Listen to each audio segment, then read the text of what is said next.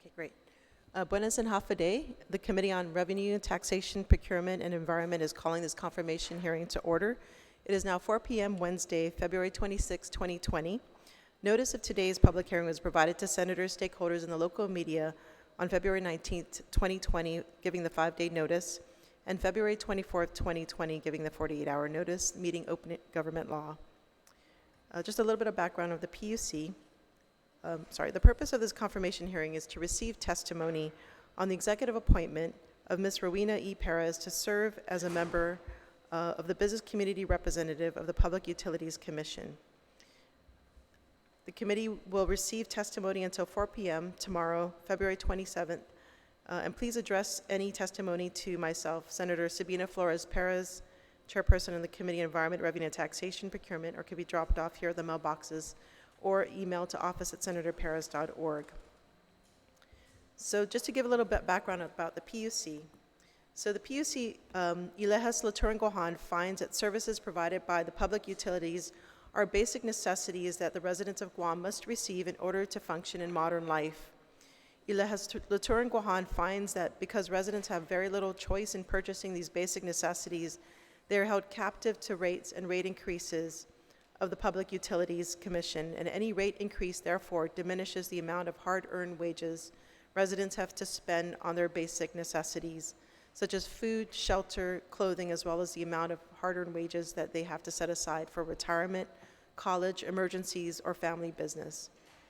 While y Legislatura Guahan recognizes that over a long period of time, an increase in utility rates is inevitable, such rate increases must be made out of absolute necessity and only after every cost-cutting effort has been made and every other available option has been exhausted. Y Legislatura Guahan intends to make it clear that it does not want to interfere with the ability of the Public Utilities Commission to regulate and set rates for the public utilities, but y Legislatura Guahan also intends to make it abundantly clear that no public utility shall submit a proposal for a rate increase without first giving the people of Guam more than ample opportunity to exercise their fundamental rights as ratepayers. And those rights include the right to receive clear and adequate notice of any proposed rate increase, the right to be fully informed and fully evaluate a proposed rate increase, and the right to give input and participate. It is these basic rights that the ratepayers seeks to uphold. Regarding the Commission, the public corporations and autonomous instrumentalities within the government of Guam commissions are composed of 7 members and are to be called commissioners, and they're selected by nomination by the government, or they're appointed by the government and approved by the legislature.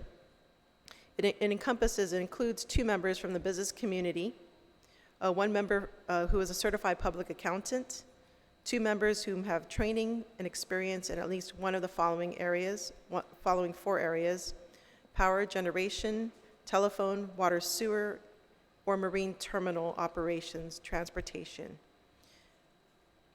The other members appointed will have training or experience in a different area, and 2 members who are from the community at large.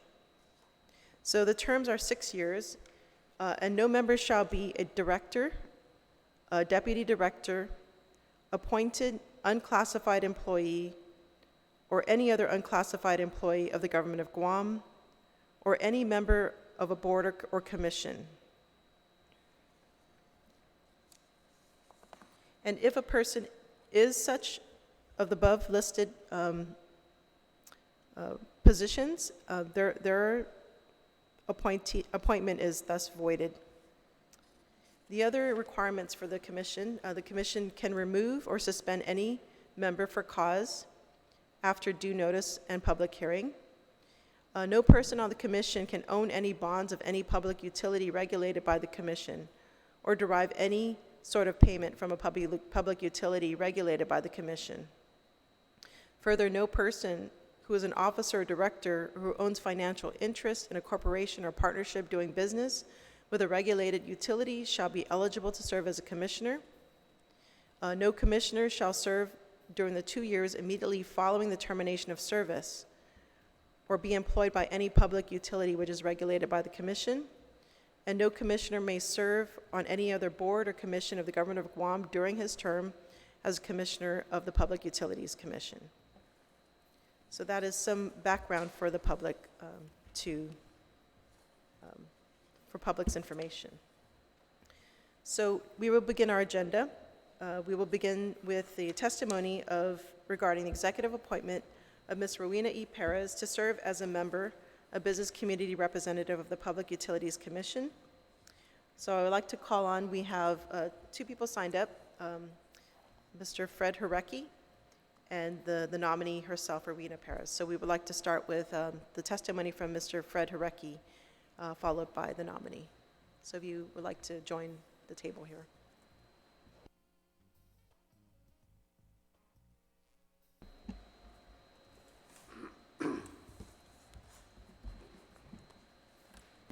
Excuse me, before we start, I would like to recognize my colleague who has joined me here today, Senator Clint Regel.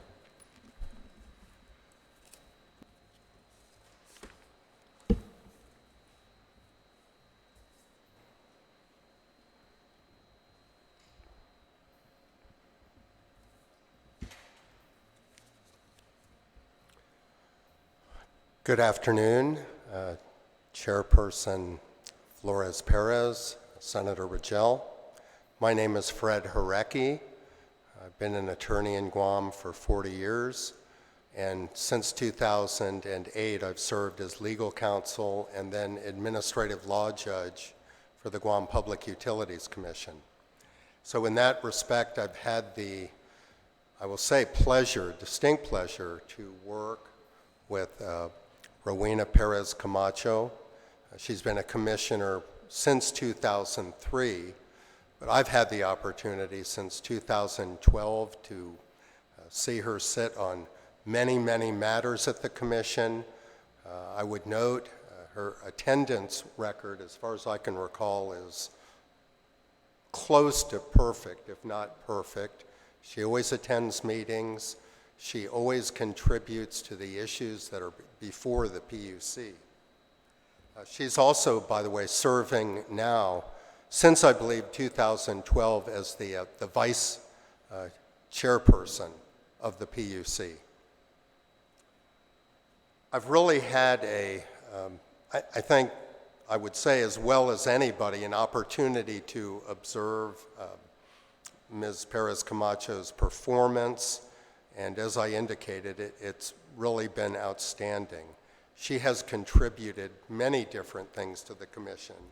I've outlined some of them in the testimony that I provided. She's been very concerned over the years about training of employees of the utilities, because what often happens with the utilities, they will hire consultants, sometimes engineering firms. GPA has done that, GWA, and basically have off-island consultants do a lot of the substantial work of the utilities. But Ms. Perez has been a strong advocate for always requiring that the utilities, when they hire an off-island consultant, that there is a provision in the contracts for training programs so that our local employees can perform all of the basic functions of the utilities. And she's been very successful in that, and the commission has really striven over the years to require the utilities to try to have more training and to train the employees in programs, particularly the case, I think, at GWA. So that's something she has championed from the beginning.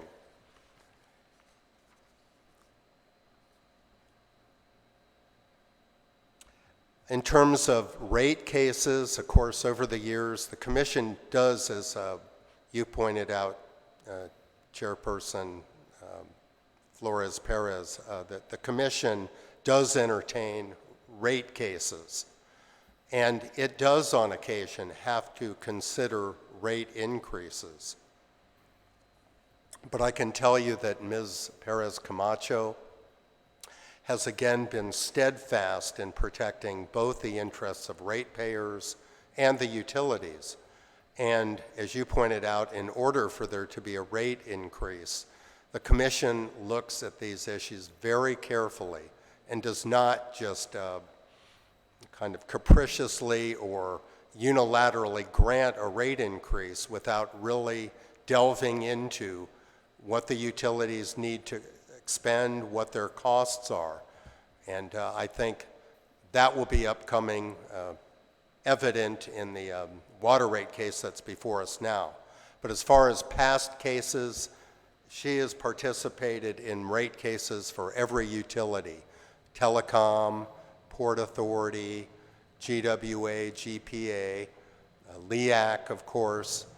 And I think always she's a very fair person and has done her best to make sure that the rate increases are justified and that there will not be unnecessary expenses foisted on the people of Guam.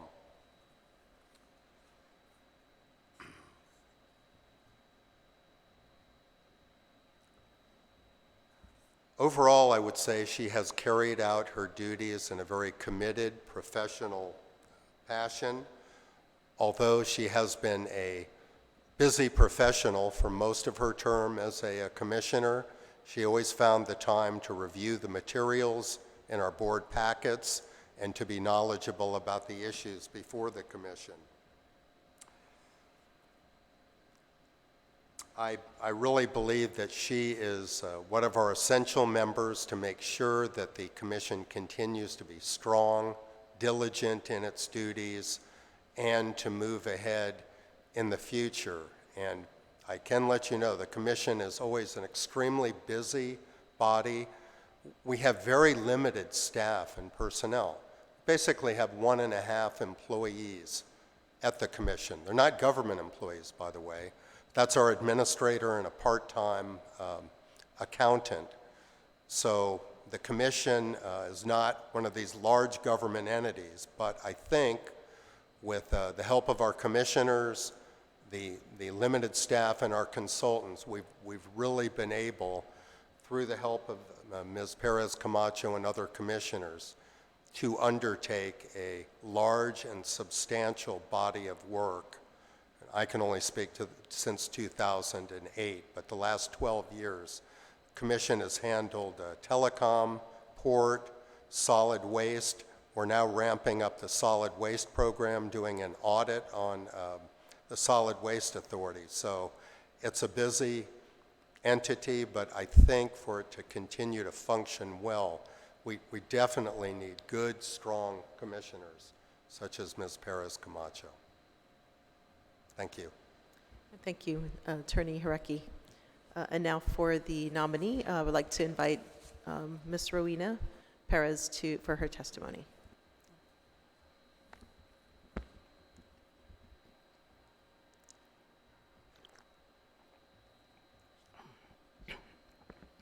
Good afternoon, Madam Chair, Senator Rajel, and this is also for the other committee members.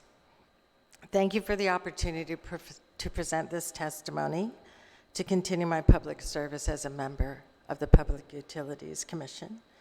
It has been my great pleasure to serve in this capacity. It's for almost 18 years, and obviously there's a lot of historical knowledge and background I have in the Commission. I find this of great value, not only as a commissioner, but also as a ratepayer. This important work of the Commission ensures that we continue to make decisions resulting in fair and reasonable rates and sound policy for our island community. And I am prepared to continue this service with your favorable consideration. My professional career has been dedicated to community growth and sustainability, and my background is in health, human resources, and education.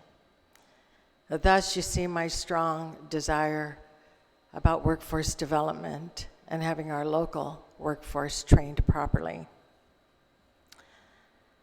This has had a direct impact on my ability to understand, meet, and evolve the mission of the PUC. The longevity I have had with the Commission has also built a historical foundation which has become imperative to decision-making and knowledge sharing. In my work as a commissioner, I've always sought to ensure that utility employees receive adequate and proper job training, as Mr. Hurecki has pointed out. The utilities have often relied upon off-island consultants to perform many of their functions, and as I saw it, my concern was, what are we doing for our local workforce? In my view, the highest priority should be placed upon training our local employees to perform as many functions as possible, cross-training to be able to pick up where the other person may have left off.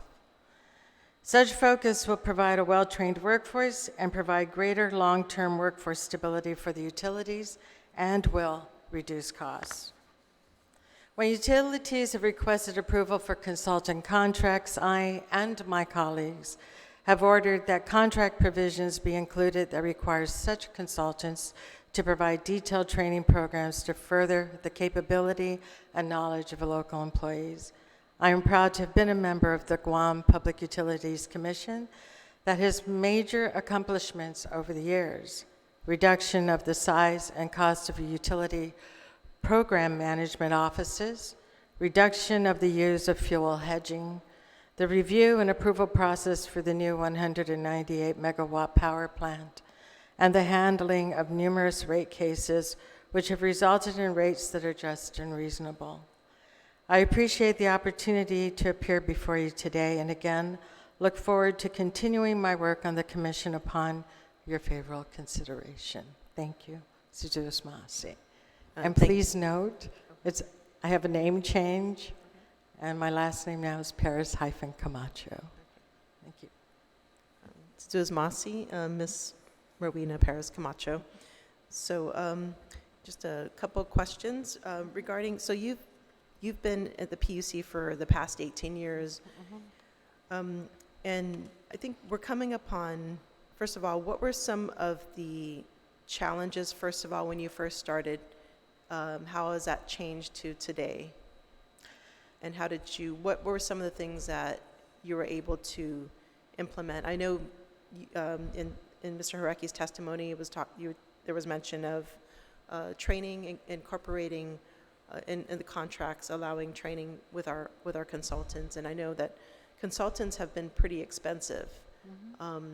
And so has there been any movement towards maybe weaning ourselves off of consultancy or reducing the cost to us? There has been a move in reducing the cost. I can recall even upon entering into the PUC, the consultancy costs were high, and we brought that down considerably as a commission, and that we expected that the utilities would follow suit. I do recall that at one point with GPA, when we learned the cost that was happening with the consultants that were brought on board, we told them that that had to end and not continue, and that contract was allowed to die out. There has been investments in our employees. We now have with GWA certified technicians, which wasn't before, it was all piecemeal. We have a growing engineering department. We have the apprenticeship program that is very healthy within GPA, and GWA is following suit. Telecommunications has been, when we had to handle the transition with GTA becoming private entity.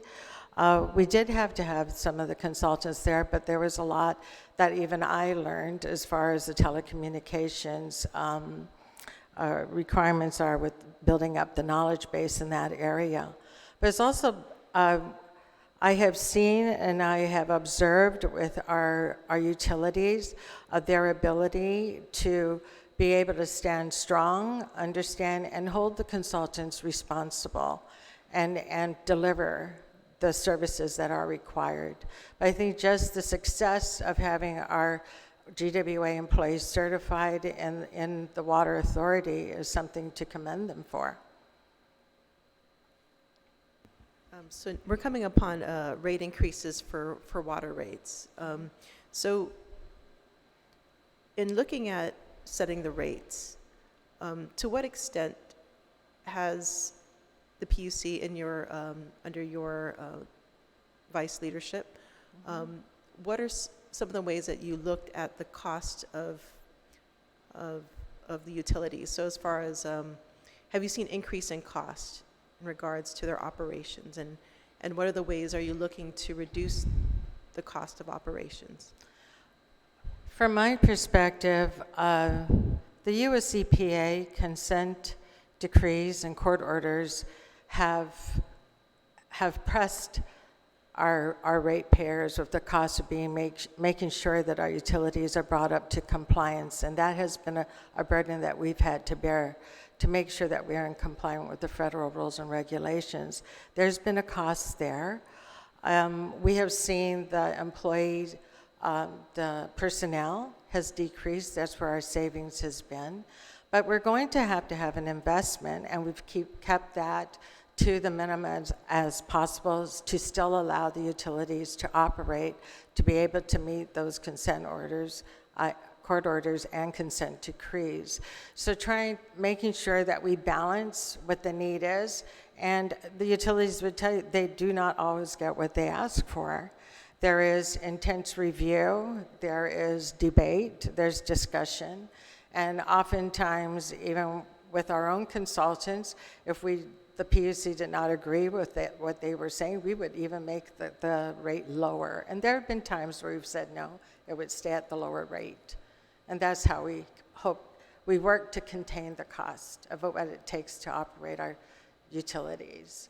But we have been plagued with those court orders. We have been plagued with consent decrees, and we have to be compliant. And this is what drives up our costs, making sure our utilities are up to par, operating at the highest level of efficiency as possible.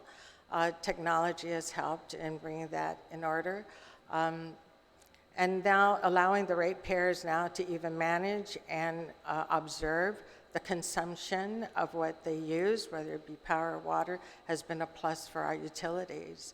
So supporting the utilities to bring in the instruments and the technology to allow our consumers to start managing their usage, their power usage, their water usage has helped tremendously in keeping the costs down.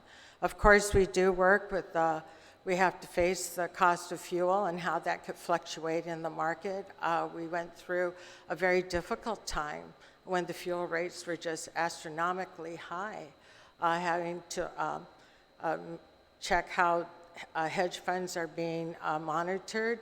What's the responsibility there? Stop doing it if it's not going to make us any money. So there's different avenues that we've taken to try to make sure that we keep our rates down as low as possible, and yet to still allow the utilities to function and deliver, so that when you flip the switch, you have your power. When you turn on the faucet, your water's flowing, and it's flowing with safe water. So, we're coming upon, it seems like a lot of people in our community are finding that the rates to water is becoming more costly and maybe even bordering on the line of not being affordable. And yet we have increased pressure to do capital improvement projects to basically comply with the stipulated orders. What is the position, or what's your position on how to achieve this balance? And how do we ensure that our water is still affordable for the ratepayer at large? With what when we bring the subject matter experts in and they provide the evidence with the case studies, the cost of service analysis, their financial budget plans, and the different times. I mean, we have this coming out with GWA. We have the planning that's expected and how they're going to implement it over the time period. Making sure that as I read and I digest this information and the evidence presented, and if I feel that this is fair and reasonable for us to be able to still meet the compliance that we're required to meet, then I will support that and keep it at that point. Can we stop raising rates? Sure, but then your utilities will stop operating at the par level, up to par level, above par level that they need to be operating. What about the illegal pay raises with CC that was given to the unclassified employees? Would that be considered as far as reducing rates versus, I mean, basically it's an illegal pay raise. So how is that going to factor into the rate study or rate request, rate increase request? The pay raise that are now under the AG just filed a lawsuit concerning that with the CCU. Anything with personnel will affect what the ratepayers are going to pay for the operations of the utilities. What is fair and reasonable? The legislature passed a law that we at least make sure that we increase the personnel to at least a 50% percentile. And we have worked with utilities to comply with what the legislature had put as far as the law is concerned. So staying within that, and oftentimes utilities have stayed within or even below and have taken their time in doing that. As far as the CCU's decision in raising the rates of the unclassified, there is a protocol to follow, the procurement the process and the public hearing to follow, and that is on their decision. Does that affect our pay rates? We will look into what the personnel costs are and how does that affect us and see what the percentages are, and making sure that we're aligned with what is fair and reasonable in the operations of the utilities. Just one more question. Do you have any conflicts of interest? Do you have any financial interest in any of the utilities? No, Madam Chair. No. Okay. All right. Thank you. I would like to open the floor to my colleague, Senator Rajal. Thank you, Madam Chair. Thank you, Ms.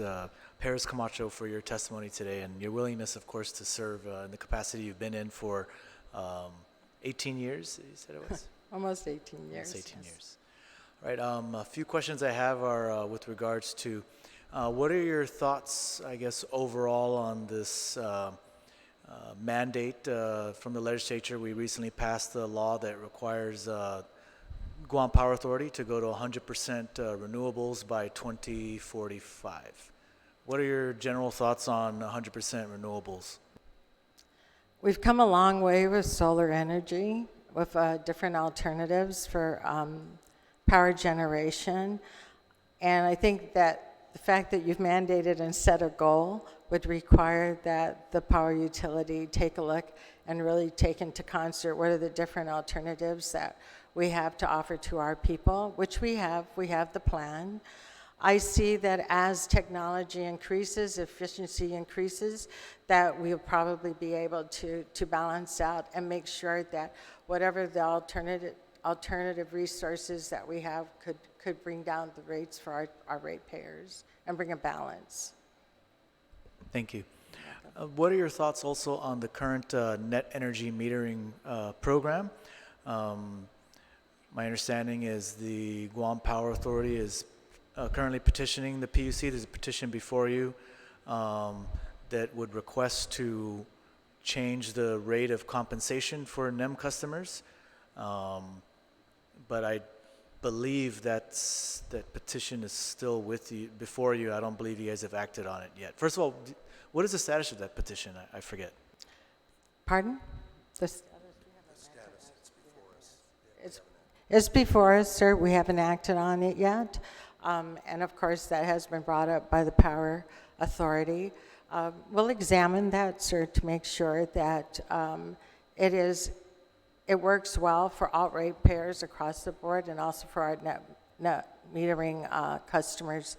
The fact that our community is becoming more aware of the different alternatives, particularly the solar and energy power, energy storage, that education in itself has been impressionable upon us.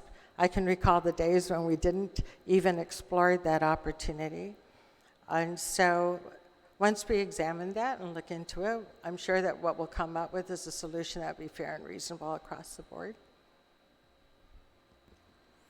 And I think there's another proposal, I believe, to also, or actually I believe it was approved. I don't require, I think you guys just recently approved of the proposal to include storage. Is that correct? As a requirement for the NEM program? Or is that the CCU? That's that the approved? CCU, I apologize. I take that back. So it was the CCU. But is that something that would, I'm sorry, Mr. Horeki, maybe correct me. Is that something that would have to go before the PUC? I believe it would, because it's a change to the net metering rider. Mr. Recchi. Sorry. It's a change to the net metering rider, which the commission passed back in 2008. I mean, actually, if the authority were going to require net metering customers to have battery storage, yes, I believe that. I don't know what position they take, but I think it would have to come before the PUC. So if it were to go before the PUC, what are your thoughts on that requirement?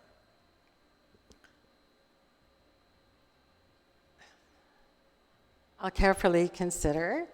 It is to make sure that the net metering customers are fairly treated, as well as the utilities is able to continue to function.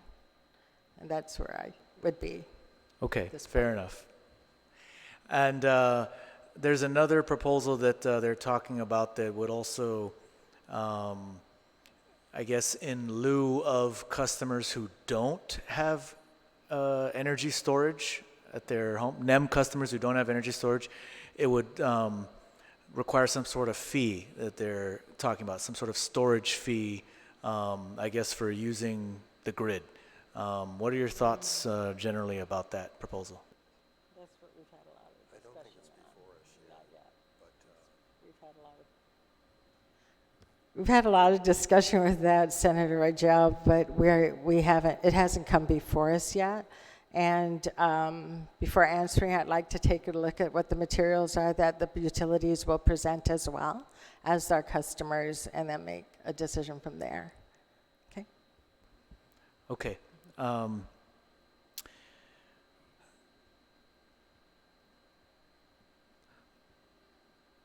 The PUC is more in a rate regulatory position, right? So your primary goal, of course, is to regulate rates, and the chairwoman asked you a lot of questions about regulation of rates. So my question is similar to hers, but more in a, I guess, abstract manner, in that I'm curious to see what your vision is of utility rates for the island of Guam. Where do you see utility rates headed for the island of Guam? My vision for the utilities and what I've seen in their growth of sophistication to improve the efficiency of providing the power and water to the people of Guam is to also take a look at all the different alternative sources that we have there, and to be able to come before the people and provide a comprehensive plan to make sure that our needs are always met. We're in a remote island, so every opportunity that it provides for cost savings for the ratepayer is important. And as we see the improvements taking place in technology, as we see the growth of solar energy and how it's progressed, as we take a look, and I believe we even did a study with wind power as well. As we see all these different entities coming together and the technology improvements in each, because technology just touches everything, my vision is to be able to see the people of Guam benefit at the best cost possible. Thank you. Thank you, Madam Chair. Thank you, Senator Rajel. Yeah, maybe I want to tack on another question to that. So what is your thoughts about decentralization of power and water? Decentralization is that. could be distributed, but right now, you know, our utilities are in charge pretty much. Right. Decentralization. So right now it's Something I would- centralized, a lot of it, you know, basically our power Right, water is centralized, right. and I guess maybe having distributed generation and as well as water catchment. water catchment, different types of abilities to provide this, and I've not given that much thought, Senator, but I will. We have seen what we did with the telecommunications, right? And so that is something that I'd like to take a better look at and be able to provide you my answer on that at a later time. Okay, great. Thank you so much. So if there are no further questions, this concludes the hearing for your nomination. And any testimonies will be received until 4 p.m. tomorrow. It could be emailed to me at office@senatorperez.org, or it could be also dropped off the mailboxes here. So thank you so much, and this hearing is now adjourned. The time is 4:35. Let's do it, Masi. Sus Mas.